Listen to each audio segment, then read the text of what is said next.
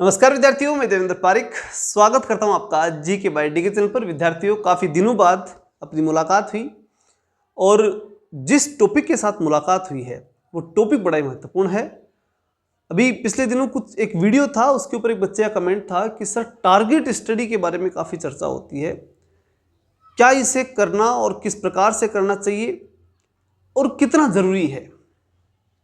तो मैं एक बात बड़ी ही शुरुआती स्तर पर ही कह देना चाहता हूँ कि कितनी जरूरी नहीं, अत्यंत जरूरी है। इसके बिना तो आप सिलेक्शन ले ही नहीं सकते, किसी भी चीज में सफल हो ही नहीं सकते, अपने टारगेट को प्राप्त कर ही नहीं सकते जब आप उसके ऊपर गंभीरता से लागू नहीं होते। जैसे स्टडी कर रहे हो तो उसके अंदर टारगेट बड़ी चीज है। अगर टारगेट ही नहीं तो फिर काहे की स्टडी कर रहे हो, कोई मतलब ही नहीं है उसका। तो बहुत से फिर मैंने इस पर थोड़ा सा विश्लेषण किया चारों तरफ, तो देखा कि वास्तव में विद्यार्थियों की दशा बहुत खराब है। उनको न उनका टारगेट मालूम और न ही उन्हें जो है इस बात की जानकारी कि मुझे किस प्रकार से इसे एक जो स्टडी में कर रहा हूं उसे टारगेटेड बना करके और मुझे सफल होना चाहिए। इस बात का भी उनके माइंड में कोई चिंतन नहीं है। उनसे पूछा जाए ना सीधा कि आप किसकी तैयारी कर रहे हो, तो वो कहते हैं कि हम टीचर्स की तैयारी कर रहे हैं। एकदम ऐसा जवाब जिसके अंदर साफ साफ दिखाई देता है कि इसमें कोई टारगेट नहीं है। अब टीचर थर्ड ग्रेड भी होता है, सेकंड ग्रेड भी होता है, फर्स्ट ग्रेड भी होता है, तो टीचर का टारगेट हो सकता है क्या? टीचर को टारगेट हो सकता है? नहीं है। सीधा सा है कि फिर तो वो एक फॉर्मेलिटी है, ठीक है, वो कर रहा है जो भी उसके मन में आ रहा है वो पढ़ रहा है। इसका मतलब वो कोई टारगेटेड स्टडी नहीं कर रहा। और जब तक आप किसी चीज़ को टारगेट लेकर के नहीं चलेंगे तो फिर तो सफलता नहीं है। आप मन में ये सोच के चले कि बीएड कर लिए और अब तो बस कर रहे हैं। वो कर रहे हैं का मतलब क्या? First grade, second grade, third grade में से कोई एक चीज़ तो पढ़ रहे हो क्या आप? तीनों के सिलेबस अलग अलग है।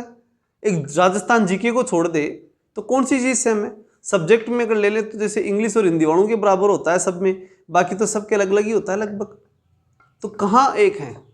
कुछ एक नहीं है, सब अलग अलग है। तो या तो आप ये कहें कि मैं थर्ड ग्रेड की कर रहा हूँ, सेकंड ग्रेड की या फर्स्ट ग्रेड की, तब हम मान लें कि आप टारगेट स्टडी में हो, या फिर उसके बाद में आप रियल में अपने टारगेट को जानते और उसके लिए जी रहे हो।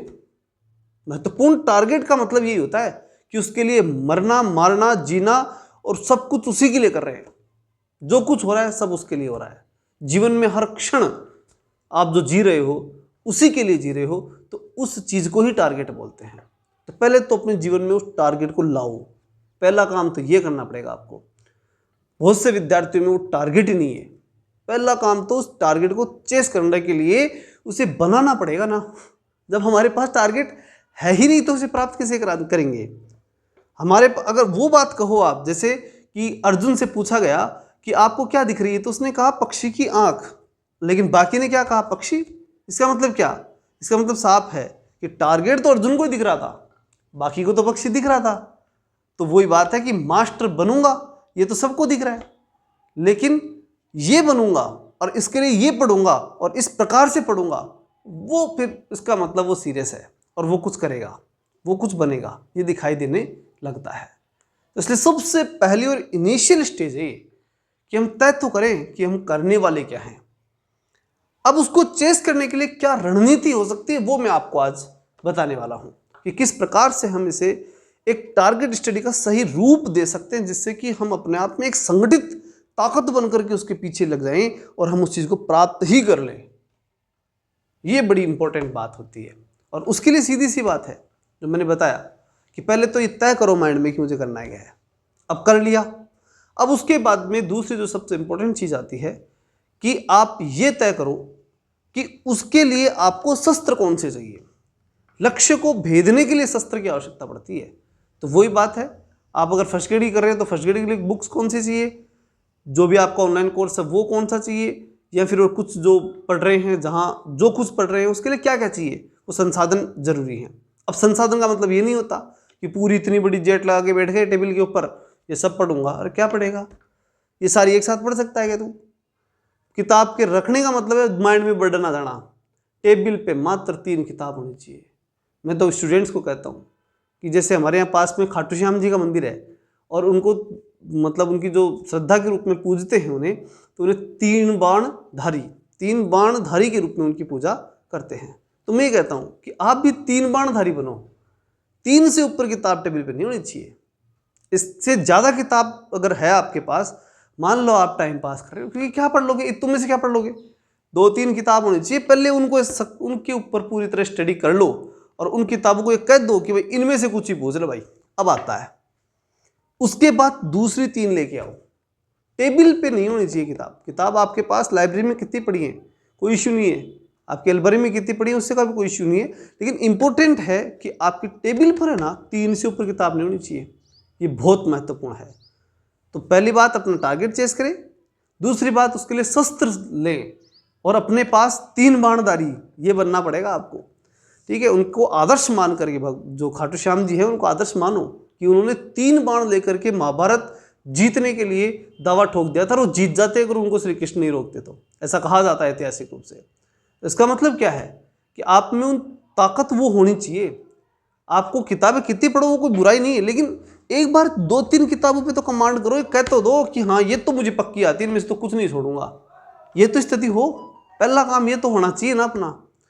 तो इसलिए सबसे पहले ये तय करो कि कहाँ किस चीज़ की तैयारी करनी है, वो टारगेट माना जाएगा। फिर उस टारगेट को चेस करने के लिए आपको जो बुक्स, जो शस्त्र है वो फिक्स होने चाहिए, वो आपको तय करने हैं।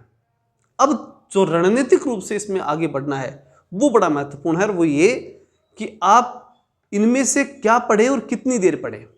तो ज़्यादातर विद्यार्थी क्या करेंगे, पन्ना उठाएंगे, टाइम टेबल बनाएंगे, 2 घंटा ये, 1 घंटा ये, आधी घंटा ये जो रणनीति है ना, ये तो एकदम बहुत निम्न स्तरीय रणनीति में मानता हूँ मैं। मेरे व्यक्तिगत रूप से कह रहा हूँ, हो सकता है किसी के फायदेमंद होती होगी, लेकिन मैं व्यक्तिगत रूप से कहता हूँ कि एक बार अगर कोई व्यक्ति ऐसा कर भी रहा है ना 1 घंटा 2 घंटे वाला, तो जो मैं बता रहा हूँ उसकी तरह करके देखे, बड़ा लाभ मिलेगा। और वास्तव में सही पढ़ाई वही होती है। देखो अब ऐसे कुछ भी कर लो, इसमें आपको क्या करना है, जैसे आपने 3 किताब फिक्स कर ली, मतलब 3 घंटे पढ़ेंगे भाई, ठीक। 2-2 घंटे पढ़ो तो 6 घंटे पढ़ोगे, और 3-3 घंटे पढ़ोगे तो 9 घंटे पढ़ोगे, ठीक। इस प्रकार का आपको शेड्यूल बनाना है।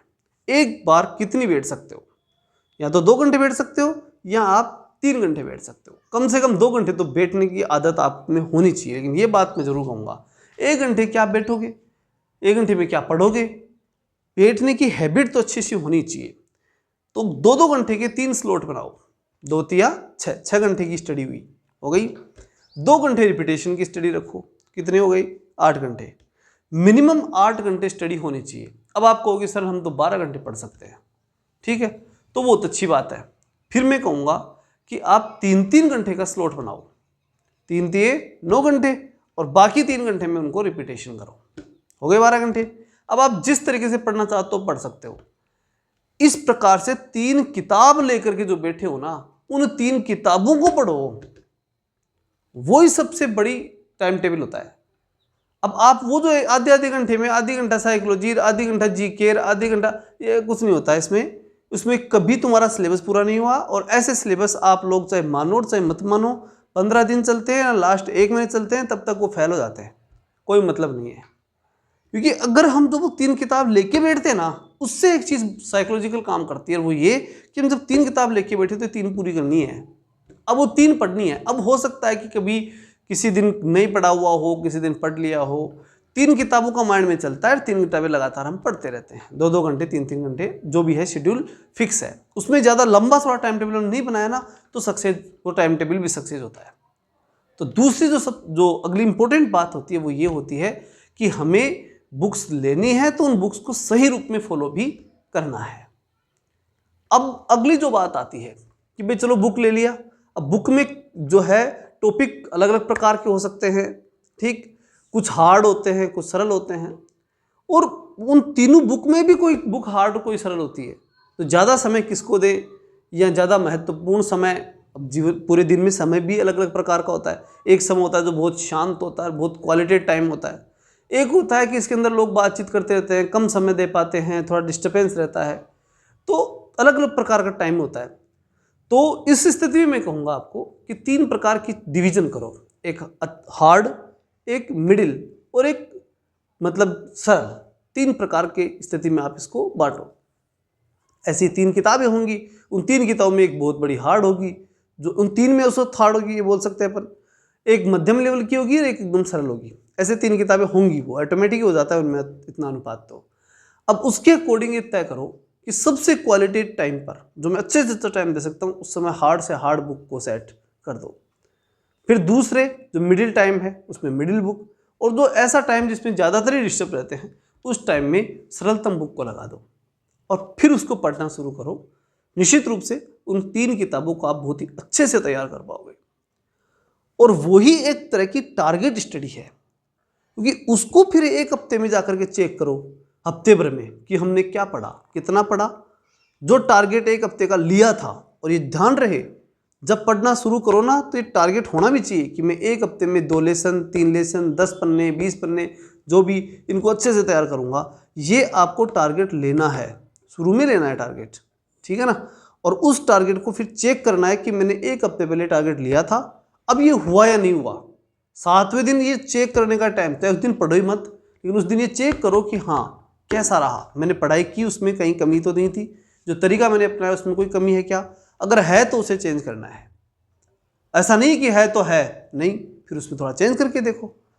और वो जब पूरी तरह सेट हो जाए कि हाँ अब सही है मामला, तो फिर उसी को बराबर फॉलो करते जाओ।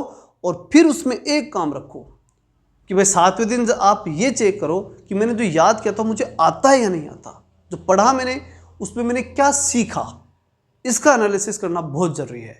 जिस स्टूडेंट ने ये काम नहीं किया ना, पुनर्मूल्यांकन, अपना मूल्यांकन, स्वयं मूल्यांकन बोल सकते हो उसे अपन, अगर वो नहीं किया तो फिर तो कोई मतलब नहीं है उस पढ़ाई का। हम बराबर पढ़े जा रहे हैं, पढ़ दी किताब, फिर बाद में पूछो तो इसमें क्या आता है तेरे को, अगर पूछो मत यार, तो वो नहीं होता है। पूछना ही पड़ेगा और आना ही चाहिए, तब कोई मतलब उस बात का। फिर ये नहीं कि नहीं आता, यहाँ पूछो मत, ऐसा नहीं, ये दावा होना चाहिए उसके बाद कि पूछ लो कुछ भी, सारी आती है, कहीं से पूछो, वो पढ़ाई है। और उस लेवल की जो है उसी को हम टारगेट स्टडी कहते हैं, कि हमने एक हफ्ते का टारगेट बनाया, उसे चेस किया, एक महीने का टारगेट बनाया, उसे चेस किया, एक साल का टारगेट बनाया, उसे चेस किया। इससे ही टारगेट स्टडी कहते हैं। मतलब टारगेट बनाओ और उसे प्राप्त करो। और उसमें डे का भी होता है कि एक दिन का मैंने टारगेट ये लिया, जैसे 3 घंटे पढ़ने बैठे, तो अब से मैं 3 घंटे पढ़ूंगा, तो 3 घंटे पढ़ूंगा, तो उसमें ये भी नहीं है कि वे 3 घंटे के लिए नाम ले लिया और बीच में सुसु आ गई, पानी पीने जा रहे हैं, ये नहीं होना चाहिए। 3 घंटे पहले सब कुछ करके बैठो और 3 घंटे बाद में उठ के जाओ। और बीच में अगर डिस्टर्बेंस की कोई संभावना है तो फिर ऐसे टाइम को चूज ही मत करो, कोई मतलब नहीं है टाइम पास करने से। आधे घंटे बैठे नहीं, घूमने फिरने चले गए, फिर उसके बाद किसी दोस्त ने फ़ोन कर दिया, फ़ोन में लग गए। ऐसे ऐसी पढ़ाई करने से बढ़िया है कि आराम से घर पे बैठो, अपने परिवार के साथ रहो, क्वालिटी टाइम उन लोगों को दो जिससे वो भी खुश, आप भी खुश। उसका तो फिर ये बढ़िया काम है, और नहीं तो फिर कोई मतलब नहीं उस चीज़ का, ठीक है ना। तो सबसे इम्पोर्टेंट है कि आप सही तरीके से इसको फॉलो करें। तो जो सब चीज़ें जब सार रूप में हम देखते हैं, लास्ट में पुनर्मूल्यांकन तक जब हम देखते हैं, तब जाकर के हमें मालूम होना होता है या हो जाता है उस समय कि हाँ टारगेट स्टडी नाम की कोई चीज़ है। एक बार मेरे कहने से 1 महीने इसको फॉलो करके देखो, अपने आप मालूम पड़ जाएगा कि पढ़ाई क्या होती है। जो आज मैंने बताया ना, इसको सही रूप में लागू करके देखो, तब आप कह पाएंगे कि वास्तव में टारगेट स्टडी नाम की कोई चीज़ होती तो है। इसे सिस्टमेटिक अप्लाई किया जाए तो श्योर है कि सफलता मिल जाएगी, एक कॉन्फिडेंस डेवलप हो जाएगा, ये पक्की बात है। 1 महीने से ऐसे ही फॉलो करो, ठीक है ना। और फिर उसके बाद कमेंट करके मुझे बताना कि कैसा रहा। चलिए मिलते हैं नेक्स्ट वीडियो में, तब तक के लिए जय हिंद, जय भारत।